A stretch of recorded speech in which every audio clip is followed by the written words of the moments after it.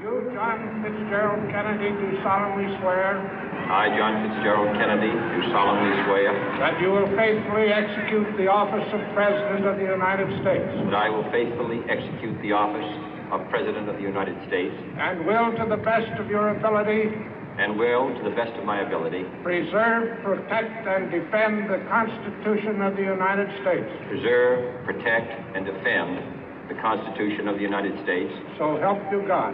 So help me God.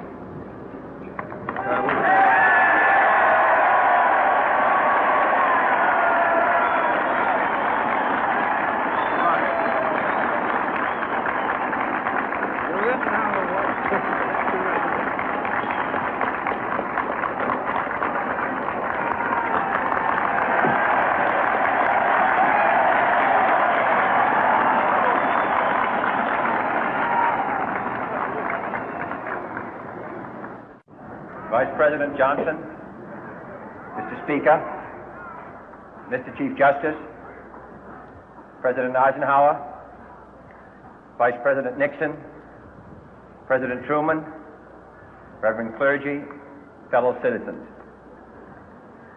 We observe today not a victory of party, but a celebration of freedom, symbolizing an end as well as a beginning, signifying renewal as well as change. For I have sworn before you and Almighty God the same solemn oath our forebears prescribed nearly a century and 3/4 ago. The world is very different now, for man holds in his mortal hands the power to abolish all forms of human poverty and all forms of human life. And yet the same revolutionary beliefs for which our forebears fought are still at issue around the globe. The belief that the rights of man come not from the generosity of the state, but from the hand of God. We dare not forget today that we are the heirs of that first revolution. Let the word go forth from this time and place to friend and foe alike that the torch has been passed to a new generation of Americans born in this century, tempered by war, disciplined by a hard and bitter peace, proud of our ancient heritage, and unwilling to witness or permit the slow undoing of those human rights to which this nation has always been committed and to which we are committed today at home and around the world.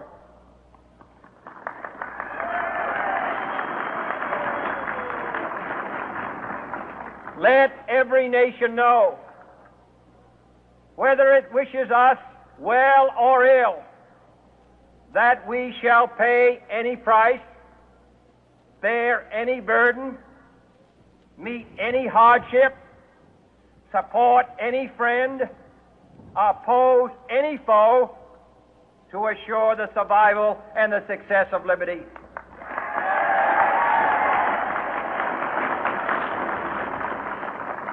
This much we pledge and more. To those old allies whose cultural and spiritual origins we share, we pledge the loyalty of faithful friends. United, there is little we cannot do in a host of cooperative ventures. Divided, there is little we can do, for we dare not meet a powerful challenge at odds and split asunder. To those new states whom we welcome to the ranks of the free, we pledge our word that one form of colonial control shall not have passed away merely to be replaced by a far more iron tyranny. We shall not always expect to find them supporting our view, but we shall always hope to find them strongly supporting their own freedom, and to remember that in the past, those who foolishly sought power by riding the back of the tiger ended up inside.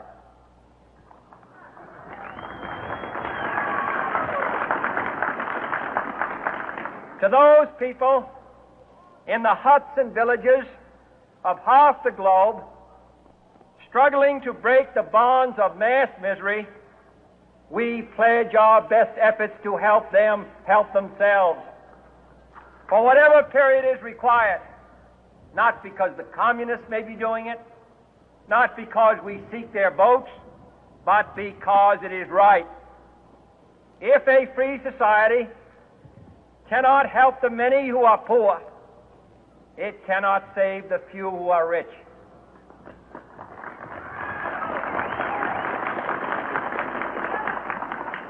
To our sister republics south of our border, we offer a special pledge to convert our good words into good deeds, in a new alliance for progress, to assist free men and free governments in casting off the chains of poverty.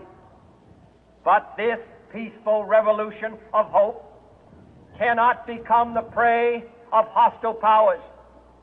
Let all our neighbors know that we shall join with them to oppose aggression or subversion anywhere in the Americas.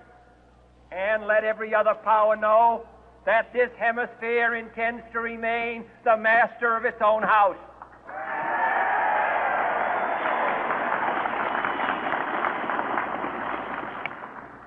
To that World Assembly of Sovereign States, the United Nations, our last best hope, in an age where the instruments of war have far outpaced the instruments of peace, we renew our pledge of support to prevent it from becoming merely a forum for invective, to strengthen its shield of the new and the weak, and to enlarge the area in which its writ may run.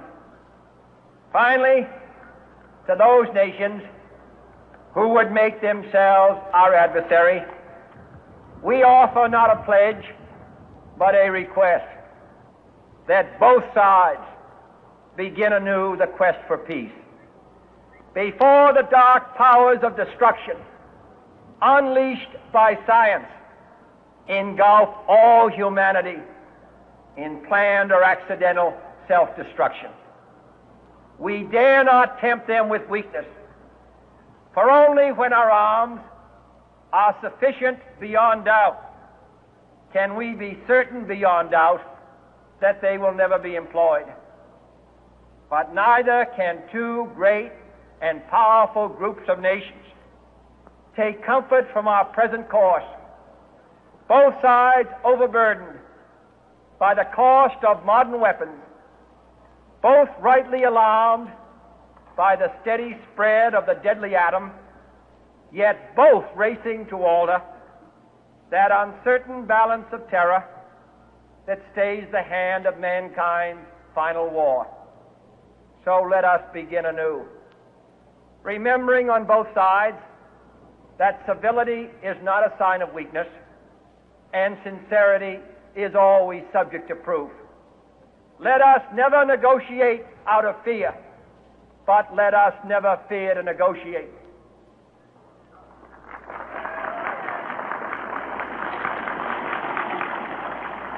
Let both sides explore what problems unite us, instead of belaboring those problems which divide us.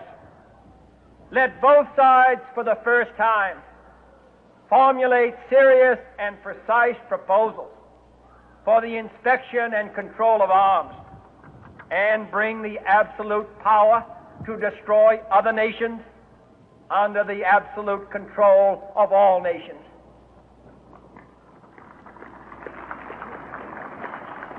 Let both sides seek to invoke the wonders of science instead of its terrors. Together, let us explore the stars, conquer the deserts, eradicate disease, tap the ocean depth, and encourage the arts and commerce.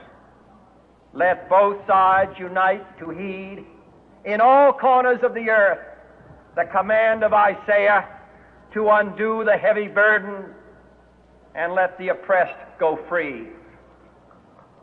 And if a beachhead of cooperation may push back the jungle of suspicion, let both sides join in creating a new endeavor, not a new balance of power, but a new world of law, where the strong are just and the weak secure and the peace preserved. All this will not be finished in the first 100 days, nor will it be finished in the first 1,000 days, nor in the life of this administration, nor even perhaps in our lifetime on this planet. But let us begin.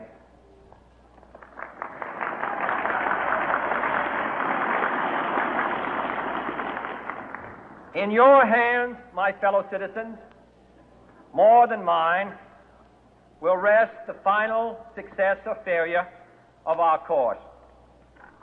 Since this country was founded, each generation of Americans has been summoned to give testimony to its national loyalty. The graves of young Americans who answered the call to service surround the globe. Now the trumpet summons us again, not as a call to bear arms, though arms we need, not as a call to battle,